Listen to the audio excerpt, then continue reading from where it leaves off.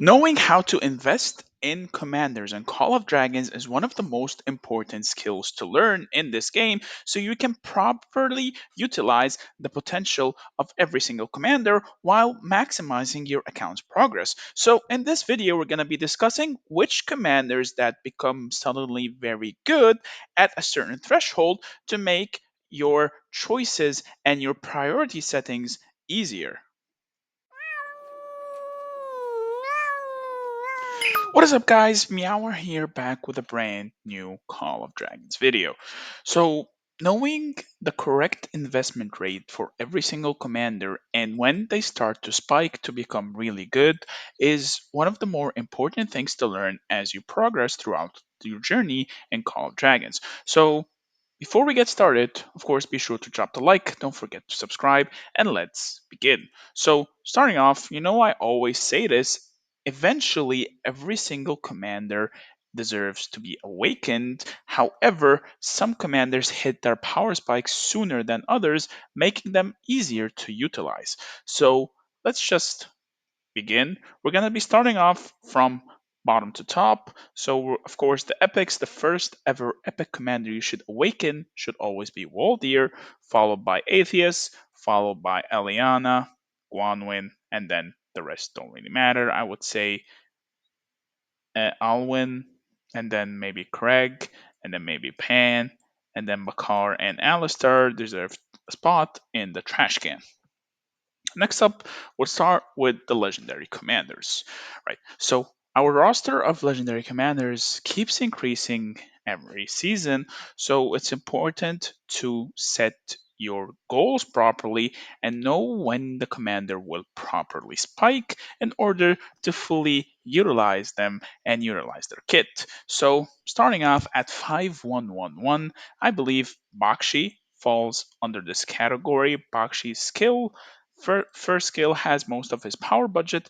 The rest of his skills are enablers, but his core, like amazingness, comes from his primary. Some might argue that his fourth skill is also as important. However, getting a 5115 commander isn't really that feasible unless you're extremely lucky. So I would argue Bakshi might be one of the very rare commanders that belong in this tier, and I would say Garwood is just the same.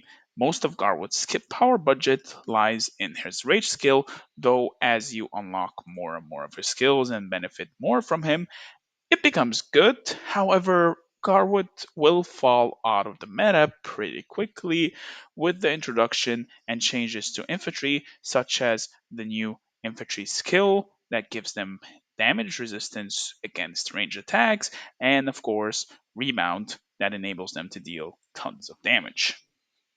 Next up for 5511, we got a few commanders here that start to unlock their potential, such as Nico. Nico is really good. I would say Nico is actually one of the perfect ones at 5111. However, I really like his second and third skill and think I'm sorry, his third and fourth skill, and I think they are worth checking out. At least getting one or the other is good. But actually, I might drop Nico here right now, since again that will go against the principle I just stated. Nika would be at 5511. Actually, no, she's also 5. What am I doing? Am I trolling? Anyway, Theodore. No, Theodore is not worth it here. Anyway, anyway, Ferrando would be a perfect fit. Ferrando's skill set is very solid. All of his skills are really good, but you can already get away with a lot by just maxing his first two skills and then working on the rest slowly but surely. The same principle can apply towards Madeline, but Madeline is more perfect for 5551. Emrys is a must awaken. Fregar is 5551. Hosk is a must awaken. You're gonna get him fully from the VIP, anyways. I don't think he's usable if he's not awakened because a lot of his power budget lies in his last skill. Theodore is a must awaken. His kit is really solid. He's got a really strong passive. when that unlocks once you awaken him. In this in this you should probably awaken her anyways, but I don't know where to put in this tier list because you just get her from Dragon Trail. So it doesn't really matter what order you awaken her skills at, I would say. Anyway, moving on. Kanara is, of course, a must awaken. Kanara, to this date, is one of the best archer commanders in the game. All of her skills give insane value, and all of her skills scale really well, and her awakening is nothing short of being cracked. Lilia, I would say you can get away with her at 5551 if you don't want to spend that last $100 for her. I mean, most of her power budget is in her first skill anyway, so whatever order you go for her is fine. Though I would, of course, always recommend to awaken a commander if you are able to. But that being said, she's still really, really solid. Syndrium is, of course, a must awaken, or most of his power budget is in his first and his awakening skill, especially when paired with Freygar.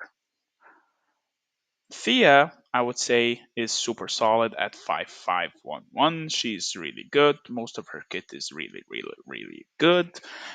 She gives a lot of passive values, a lot of bonuses, especially if you pair her with Celestials.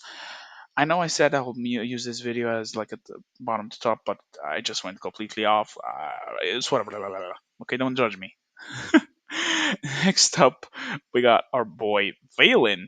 Valen should be awakened as soon as possible because Valen, to this date, is, while being almost a year and a half old now, is insanely strong. All of his kit is amazing. He's like the mage version of Kinara. I don't think we've had like two really solid releases like Vale and Kinara that work on their own or with others. So I'm hoping that we can get, releases like that back on track again, but judging by the pace in the way the releases are going, seems like we're just going to keep getting pairings that work the best with each other and not really work with anyone else. Speaking of pairing that works best with each other, we got our OP resident of the game, Goresh. Goresh is basically the embodiment of 5551. All of his first three skills are absolutely amazing.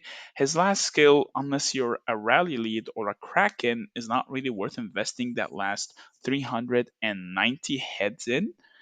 Sorry, 310 heads in, right? So you're basically going to be investing 310 heads just to get an extra 5% damage resistance and extra 10% physical keen. So it's not really always worthwhile unless of course you are a kraken. Speaking of OP stuff, Zeta is an amazing enabler for any march you end up pairing her with.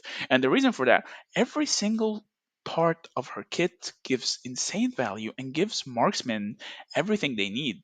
Gives them extra normal attack bonus, gives them extra damage dealt, gives them march speed, it gives them more attack, it gives them crit rate, and her awakening helps her scale up her insanely strong boost even faster. That way, you don't need to wait all 10 turns. Instead, it will take you 7 turns to fully charge up and start deleting people before they even get out their first rage skill, making them automatically weaker than you are from the get go. Next up, Magrat. Magrat is in the same boat as Goresh. She is the embodiment of 5551. She's super good, she's super solid, her kit is really strong, and of course, her last skill, again, same argument as Goresh. If you're not really a kraken or a super big whale, she's not worth investing those last 310 heads in using universal heads, and there's really no need to rush to awaken her. Her nuke is already insanely strong at 450%. That extra 50%, while it's pretty tempting, it's still not worth investing that last 310 heads for a worthless skill that will probably not see play for 99.9% of the player base. Of course, you can end up using her from the daily deals, but it's just the way it is. Honestly, Skogul is actually worth awakening as soon as possible. If you're going to be working on the pair Goresh Skogul, I would say Skogul should be the one you awaken first and invest in further first, because once she's awakened, she allows the March to deal over 100% counterattack, making them deal even more damage, and that extra healing goes a long way. Tohar, I believe, should be awakened as soon as possible. I don't think he's even that good out on the open field unless you awaken him, because that extra 30%, 35% attack is what makes him incredibly strong and makes his kit just go berserk. All of his skills give insane value, excluding, of course, his second skill, but his third and fourth skill and that awakening makes it worth biting the bullet and investing the last 310 heads just to get that extra 35% attack. It just goes a long way and it adds up tremendously. Bertie Boy, on the other hand, is not worth awakening ASAP. I did the mistake of awakening him first instead of Tohar, but yet again, back then, Tohar was not as OP and cracked as he is right now. But for now, I think this is my opinion on which commanders you should awaken ASAP if you start working on them, and which commanders you can leave at this point to work on other projects. Then you can come back to them later. Anyway, guys, do you agree with this tier list? Do you disagree? Let me know in the comments down below. I would love to hear all of your opinions. I know I said I was going to go for a structure of the video, and then, of course, I miserably failed. But, it is what it is. I'm sure you guys are used to it by this point. But anyway, guys, I hope you enjoyed it. If you did, please be sure to drop a like. Don't forget to subscribe. Join the Discord. The link is in the description. I would love to have a conversation with you, whether if it's in the comments down below or on the Discord. Feel free to tag me at any time. But on that note, have a wonderful day, and I will see you in the next video. Meow meow.